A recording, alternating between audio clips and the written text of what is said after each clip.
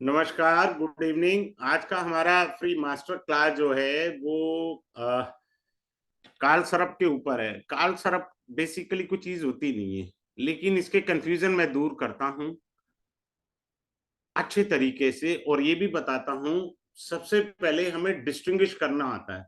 काल सर्प ना दो प्रकार से बनता है। एक बनता है राहु से, दूसरा बनता है केतु से। याद रखना, काल सर्प दो प्रकार से बनता है। एक राहु से बनेगा, दूसरे वाला केतु से बनेगा।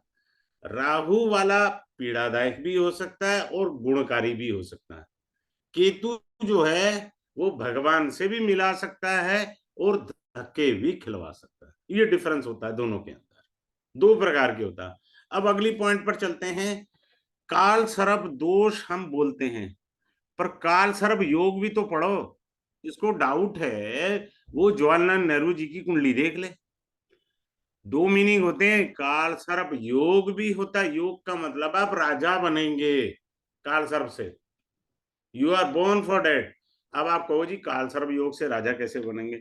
भैया ऐसा है, आप ना दो हमारे इष्ट देव हैं, उनकी पिक्चर आप देख लीजिए। एक भगवान विष्णु जी देख लीजिए, वो भी सर्प पर शैया पर हैं, और भगवान सदाशिव गले में सर्प पहन के बैठे हैं। तो आप काल सर्प दोष ढूंढ रहे हो, क्या पता राजयोग लेकर आए हो। अगर आप राजयोग लेकर आए हैं, then never do the remedy of काल सर्प दोषा। यहां गलती कर दी हमने। हमने क्या करा? पढ़ने में गलती कर दी। हमने काल सर्प राजयोग को काल सर्प दोष समझ लिया और उसकी रेमेडी कर दी। रेमेडी का अर्थ है हमने चलते घोड़े को सेंटा मार दिया। We have done a blunder, not a mistake. Mistake can be restored but blunder can not be. As simple as, सीधी सी बात है। बात क्लियर है? आगे चलते हैं। अब हमें क्या है कि जो भी अगर आपकी कुंडली में काल सर्प दोष है किसी भी प्रकार का, याद रखिए वो 42 वर्ष की आयु के बाद ही कष्ट देगा। विशेष सिंपल सा, अगर आपकी कुंडली में काल सर्प दोष नहीं भी है तब भी राहु 42 के बाद, केतु 48 की एज के बाद एक्टिवेट हो जाते हैं। और ये पीरियड सबसे जबरदस्त होता है आपकी लाइफ का। आपको अपने बच्चे सेट करने हैं, क्योंकि अगर ये शुभत्व है तो आपके बच्चे क्या, आप खुद ही बढ़िया सेट हो। लेकिन अगर इसमें कहीं गड़बड़ है तो दिक्कत है। अब काल सर्प योग जो होता है ना, उसके लिए मैं एक चीज सिखाता हूँ, टेक्निक ऑफ द डिग्री। जो इंटेलिजेंट होंगे वो सीख गए इसी क्लास में। सिंपल सी बात है। देखिए कैसे होता है। मान लीजिए लगन से राहु केतु से काल सर्प दोष बना। क्लियर है? और मंगल है। क्लियर है? राहु 18 डिग्री का है, मंगल जो है वो है 13 डिग्री का। तो काल सर्प दोष बन गया। अब ये मैं यहां पर शब्द अभी दोष इस्तेमाल कर रहा हूं। काल सर्प दोष और योग दो प्रकार की चीजें होती हैं, एक दोष है और एक योग भी है। अब ये काल सर्प योग बना है या दोष बना, पर बन गया। कारण Rahu coming towards the Mars. Am I right? Simple सी बात है। अब इसी चीज को अपन पलट देते हैं। ध्यान से देखिए। अब हमने क्या करा, यहां पर राहु जो है 18 डिग्री का था। क्लियर है? और हमने 23 डिग्री का मंगल कर दिया। देर इज नो काल सर्प दोष और योग, है ही नहीं। कारण राहु डिग्री में 18 के बाद 17 पर जाएगा, 16 पर जाएगा, 15 पर जाएगा। लेकिन मंगल 23 24 पर जा रहा है। दोनों के रास्ते अलग है बाबा। जो पहले वाला बताया था दोनों में भरत मिलाप होना है। जहां भरत मिलाप है दोष वहां आएगा, जहां भरत मिलाप ही नहीं है वहां दोष नहीं आएगा। सिंपल सा पॉइंट आप याद रखिएगा। दूसरी बात, जो इंपॉर्टेंट पॉइंट है, आप अपनी कुंडली में चेक करिए चाहे काल सर्प है या नहीं है। सीधा राहु केतु आएंगे आने वाले टाइम में, राहु केतु के course. See your Rahu Ketu where they are sitting. बड़े ध्यान से सीखिए। कि आपके राहु केतु किस भाव में बैठे हैं और उनके राशि स्वामी कौन है। वही आपके पूर्व जन्म के कार्मिक डेट्स भी हो सकते हैं और रिवार्ड्स भी हो सकते हैं। बड़े ध्यान से आप समझें, राहु बतेरों को राजयोग भी देता है और धक्के भी खिलवाता है। What ever you have done in the previous birth, उसका प्रेजेंटेशन राहु केतु होते हैं। चाहे आपकी कुंडली में काल सर्प दोष या योग है या नहीं है, तब भी मान लीजिए किसी के भाग्य स्थान में राहु बैठा है, इस जन्म में उस आदमी से चीटिंग होती रहेगी बेचारे से। अब चूंकि पूर्व जन्म में वो कर किया है, दूसरों के भाग्य में टांग अड़ाई है। भाग्य होता क्या है बेसिकली, भैया आपने जो कर्म किए वही वैसे ही तो भाग्य मिलेगा हमें। आपने अच्छे कर्म नहीं किए तो भाग्य कहां से आपका अच्छा है। फिर लोग कहते हैं जी उपाय कर लो, खाम खा करते रहे। भाई तूने कर्म ही अच्छे नहीं किए तो कहां से काम चलेगा तुम्हारा। इन चीजों को समझना बहुत ज्यादा जरूरी है। जब तक आप ये डिस्टिंग्विश करना नहीं सीखेंगे ना, खाम खा के उपाय करके अपना भी समय और ज्योतिष पे आपका विश्वास उड़ जाएगा। हमेशा सावधानी पूर्वक चलना चाहिए। समवन इज हैविंग से लेट्स से काल सर्प योग भी बन जाए या दोष भी बन जाए, या मान लो देयर इज नो काल सर्प दोषा और नथिंग इज देयर, क्लियर है। लगन में राहु है, लगना means I mean my self, so it may afflict your health, it may afflict your identification। समझ में आया। अगर केतु लगन में आ जाए, you are born to give, आपने कभी किसी से पाने की अपेक्षा नहीं करनी। आपका जन्म ही देने के लिए हुआ है, क्योंकि पिछले जन्म में रज के पा लिया, अब आपका जन्म देने के लिए हुआ है। अगर आपने किसी से उम्मीद करी, सिवाय निराशा के कुछ भी हाथ नहीं लगेगा। बस ये बात समझ लीजिए। अब अगले पॉइंट पर चलते हैं। राहु केतु को हमने समझ लिया, तीन ही प्लेनेट हमारे होते हैं कार्मिक डेट से। मैं बार बार बोलता हूं, वो होते हैं शनि भगवान, राहु और केतु। कुंडली को भी आप ऐसे समझ लीजिए, क्या होता है कुंडली, कुंडली का अर्थ होता है कि जैसे अभी 31 मार्च है ना आज, कल 1 अप्रैल हो जाएगा। अब हम अपनी बैलेंस शीट बनाएंगे, सीए ऑडिट कर देगा, फिर इनकम टैक्स रिटर्न भरेंगे। अरे भैया मेरी ये बैलेंस शीट है पूर्व जन्म की, जो मेरी कुंडली है मेरे पूर्व जन्म के कर्मों को बताती है। सिंपल सी एस्ट्रोलॉजी है। जो ग्रह अशुभ है आपकी कुंडली में, या जिन अशुभ भावों में बैठे हैं जो ग्रह, पूर्व जन्म में वो उन ग्रहों के कारक तत्व और उनके गुणों का या तो आपने दुरुपयोग किया है, मिसयूज किया है, कुछ तो किया है, तभी तो वो गलत आए हैं। सीधी सी बात है, इसमें कोई कंफ्यूजन नहीं पालना है आपने, बहुत इजी वे है। अब आगे चलते हैं और अगला पॉइंट बताते हैं। पहले भाव में बनता है आनंद काल सर्प योग, आनंद, क्लियर है।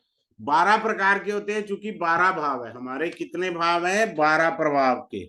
दूसरे भाव से बनेगा कलिकला, क्लियर है, सर्प योगा। हम योग बोल रहे हैं इसको, मेरे वर्ड पर आपने ध्यान नहीं दिया। सर्प, I said yoga, not a dosha. There is a difference in my words. I said Kala Sarapa yoga, not dosha. वैसे भी जिसका सेकंड हाउस में राहु हो, अगला नेवर फील शाई, नंबर 2 की पेमेंट आ रही है आने तो क्या दिक्कत है। Never feel shy, you feel happy if someone gives to him. और खास तौर से कोई सरकारी कर्मचारी ले रहा हो ना नंबर 2 की पेमेंट, गलती से भी राहु केतु की ना पूजा ना करा ले, otherwise he will be arrested.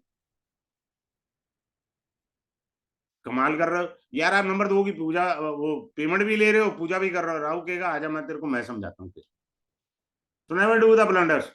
So one more thing, तीसरे में आएगा वासुकी, सर्प योग वासुकी। चौथे में आएगा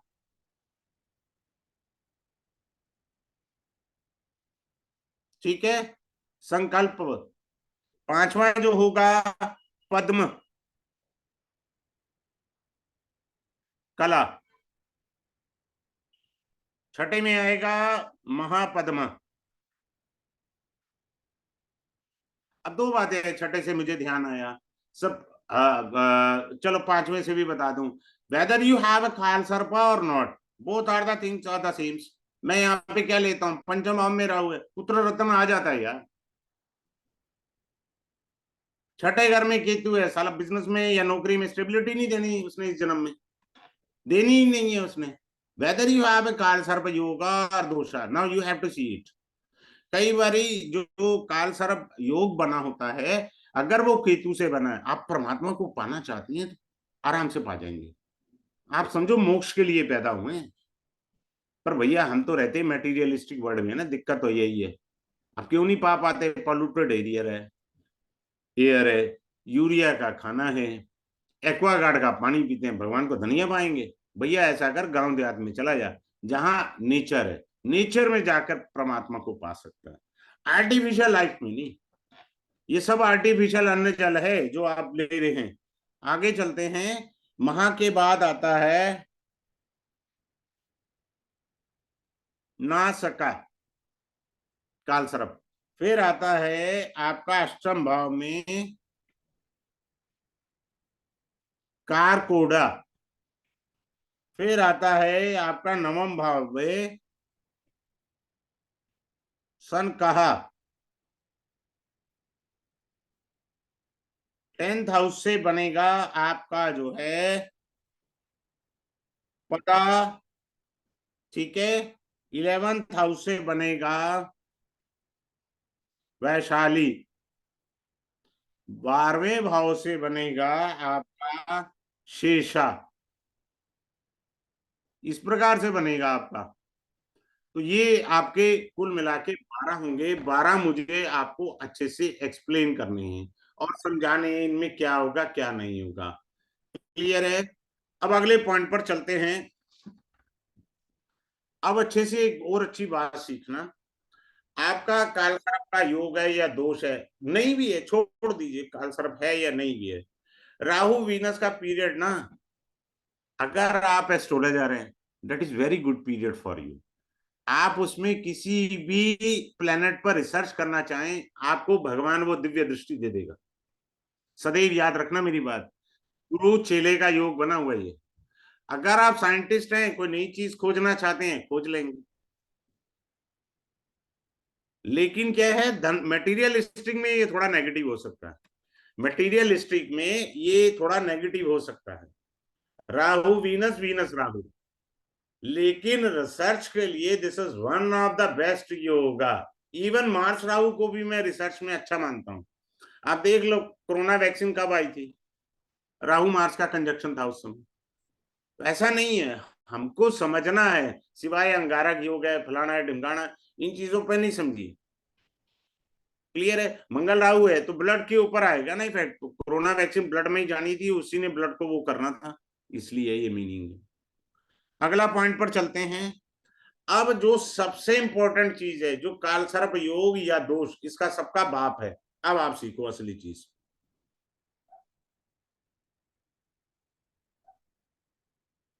अब मान लीजिए यहां हमने राहु रखा या हमने केतु रखा, राहु चूंकि उल्टा चलता है, सभी ग्रह यहां बीच में बैठ गए,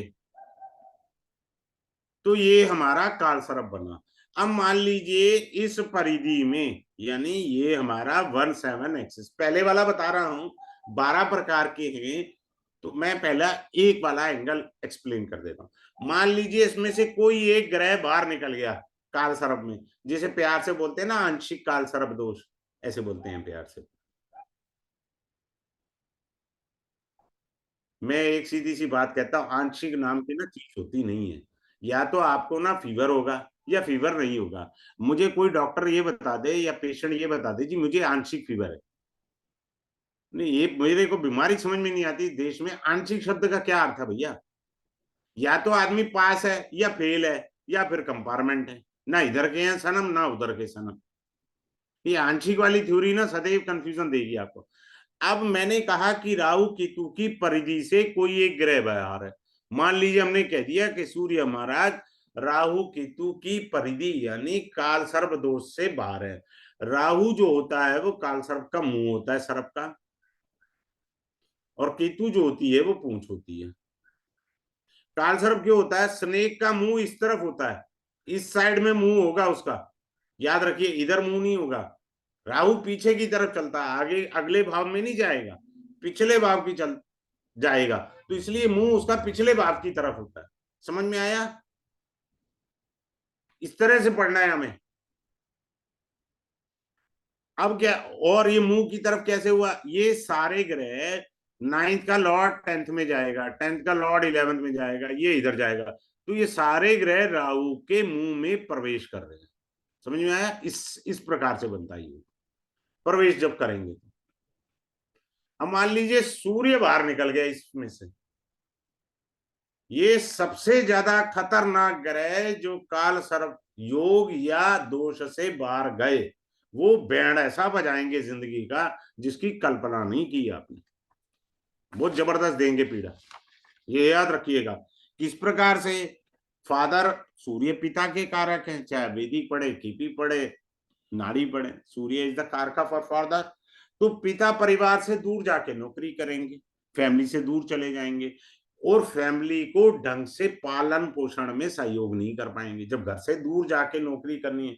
बहुत सारे लोग इंडिया से अरब कंट्रीज में जाके जॉब बेचारे करते हैं, फैमिली से दूर है, 3 साल का कॉन्ट्रैक्ट है, साल में एक बार 15 दिन के लिए, 1 महीने के लिए बेचारे आते हैं, तो परिवार से दूर चले गए। अब इन्हें नेम फेम भी चाहिए। सूर्य तो प्रकाश है, धरती पर सूर्य आता है तो सभी प्रकार के कीटाणु जीवाणु को नष्ट कर देता है। नेम फेम इनको सदैव घर से बाहर मिलेगा, यानी जो नेटिव प्लेस है इसका, जो घर का प्लेस है, वहां उसको मान सम्मान नहीं प्राप्त होगा। अगले पॉइंट पर चलते हैं। ऐसा आ जाता, सरकार को रिप्रेजेंट करता है, सूर्य सरकार को रिप्रेजेंट करता है, गवर्नमेंट को। सबसे ज्यादा क्रिटिक करने वाले बंदे यही होंगे सरकार को। अजी बकवास सरकार है, कोई आ जाए, इसने सदैव बुराई करनी है सरकार की, और सबसे ज्यादा सरकार से इसी व्यक्ति को परेशानी आएगी। अब आप ध्यान से समझिए। Suppose you leave the India and doing a job anywhere in the world itself, clear?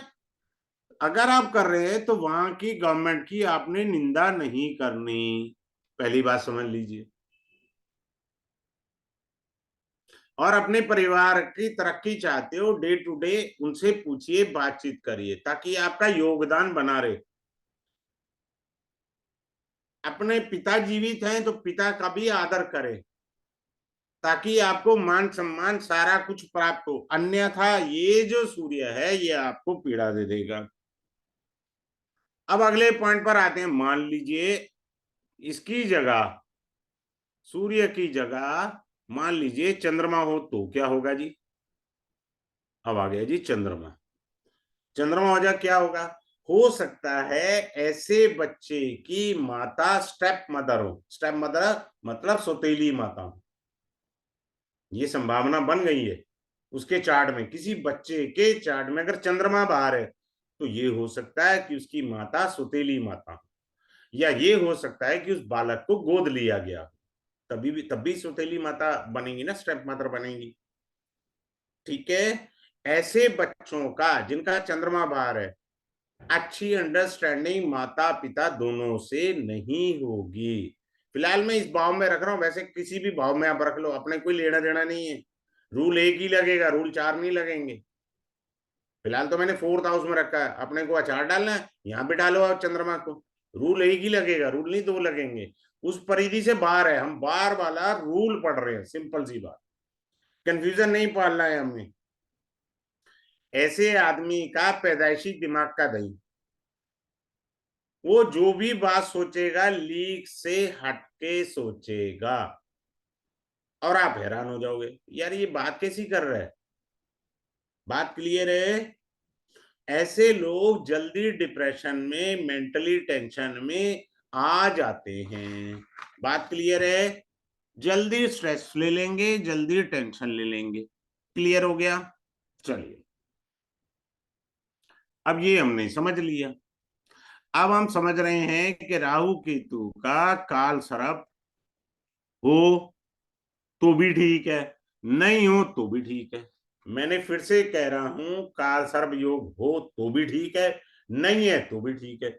अब आप देखिए अपनी कुंडली में राहु को, अभी अपने आप को चेक कर लीजिए, कहीं चंद्रमा से राहु जो है नाइन्थ हाउस में नहीं है, एनी भावा, I am not talking about particular ninth house, I said any भावा, if Rahu is being seated in your chart ninth from the moon, I said, तब क्या होगा, जीवन का प्रारंभ जो है उसका ठीक ठाक चला जाएगा, लेकिन जीवन का मध्य भाग के बाद उसके जीवन में वो परेशानियां चालू होंगी जो अंत समय तक विराजमान रहेंगी। सिंपल सी बात है भाई, आप एवरेज ये ले लो, 70 लोग है तो 35, 80 लोग है तो 40, सिंपल सी कैलकुलेशन है, कोई रॉकेट साइंस लगानी नहीं है, ना दिमाग लगाना है आपने।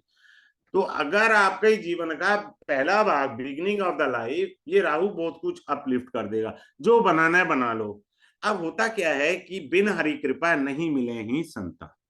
अगर आपके भाग्य में कुंडली में ऐसे योग हों, गोचर से योग हों, मैं गोचर का भी एक बात पॉइंट बता देता हूं। अभी वृषभ राशि में बृहस्पति देव जाएंगे, अभी मेष राशि में, ठीक है।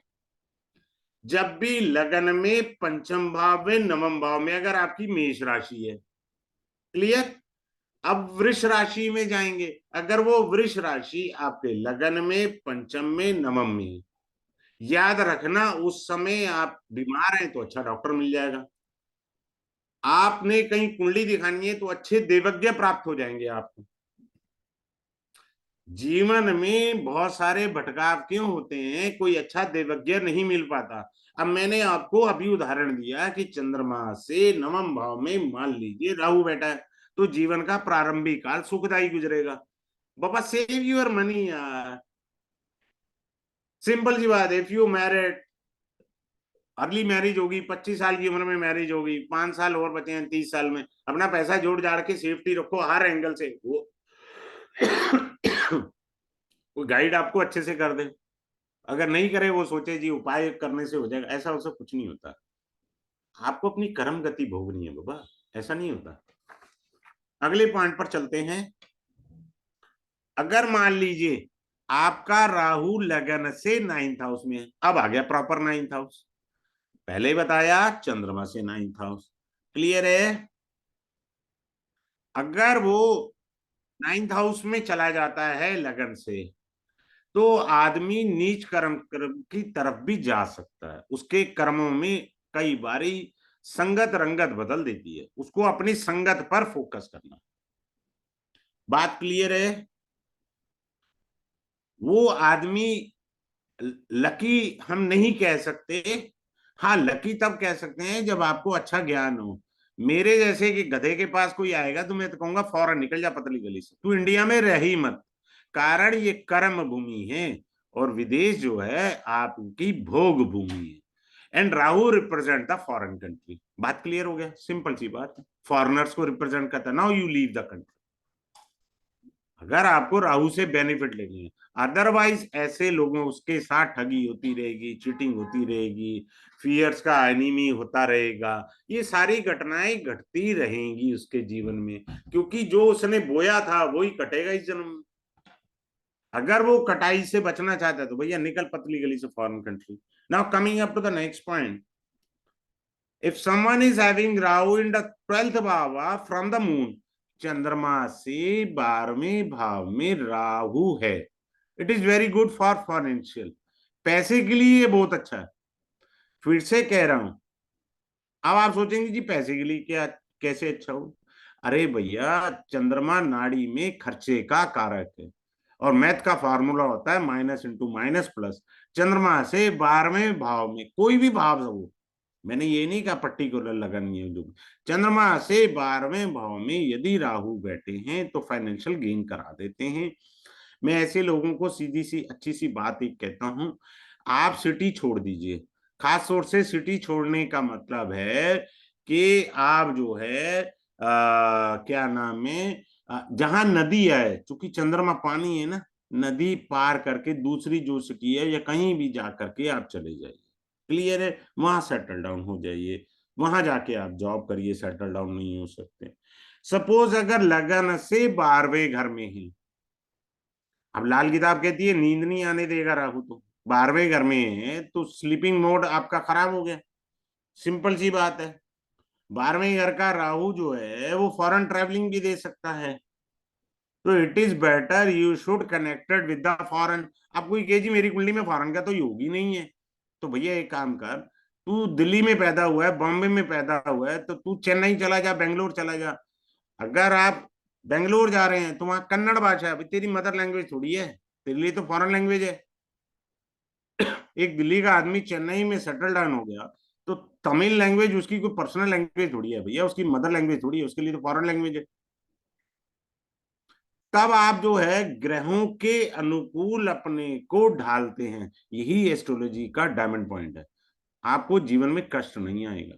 जब आप अपने ग्रहों के अगेंस्ट चलेंगे तब आपको कष्ट ही कष्ट है, सिंपल सी बात है, इसमें कोई बुद्धि लगाने वाली बात ही नहीं है। बिना रेमेडी के आप अपलिफ्ट कर गए, बशर्ते आपको समझना और समझाना दोनों पॉइंट चाहिए। पहली बात तो समझाने वाला नहीं मिलता, दूसरी बात हम समझना नहीं चाहते क्योंकि परेशानियां इतनी लेके बैठे होते हैं। Now coming up to the main and important point,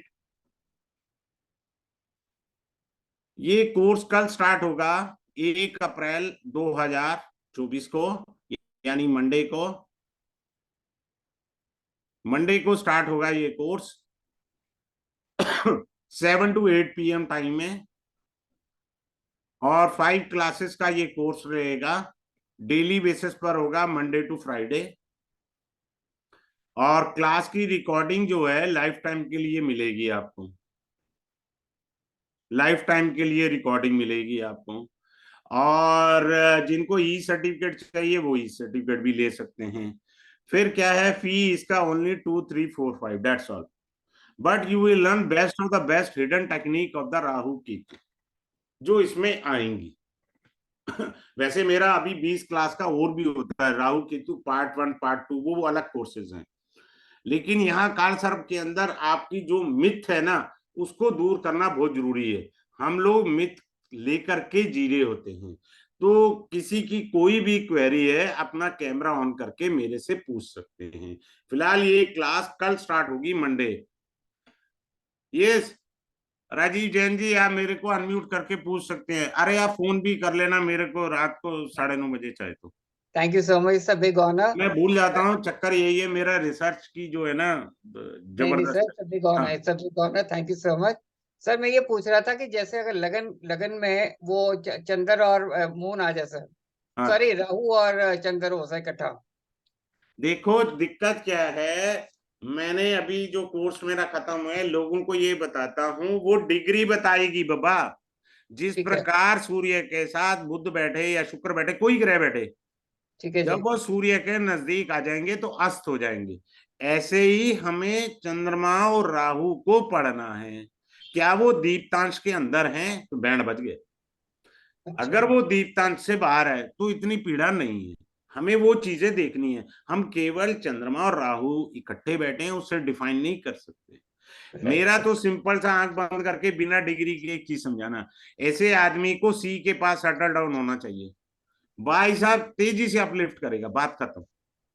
right sir, चलो जी, thank you so much sir. चलिए जी आपसे मैं बाद में बात हाँ, करता हूँ। Right sir. ठीक है। मीनाक्षी जी पूछिए, क्या पूछना चाह रहे थे आप? जी नमस्कार सर। नमस्कार। सर 7th भाव में अगर राहु होता है, 1st भाव में केतु होता है, तो कौन सा काल सर्प बनता मैंने अभी बताया था, शायद आपने लेट ज्वाइन किया है, मुझे लग रहा है। है? जी सर, थोड़ा सा। आनंद काल सर्प योग होता है, ठीक है, आनंद काल सर्प योग होता है। तो इसमें जातक को विवाह को लेके परेशानी है या शादी होती ही नहीं है? नहीं नहीं नहीं नहीं, वो अलग मैटर है बाबा, ऐसा नहीं है, वो अलग मैटर है। शादी होना या नहीं होना ऐसा नहीं है। मैंने, आप शायद बाद में ज्वाइन करा है, देखो मैंने कहा ये काल सर्प योग होता है, योग का मतलब आप राजा बनेंगे। एक होता है काल सर्प दोष, जो आप भोगने के लिए पैदा हुए हैं अपने कार्मिक डेट्स को, यानी पूर्व जन्म के बुरे कर्मों को भोगने के लिए जन्म लिया। समझ आया? दो मीनिंग होते हैं इसमें।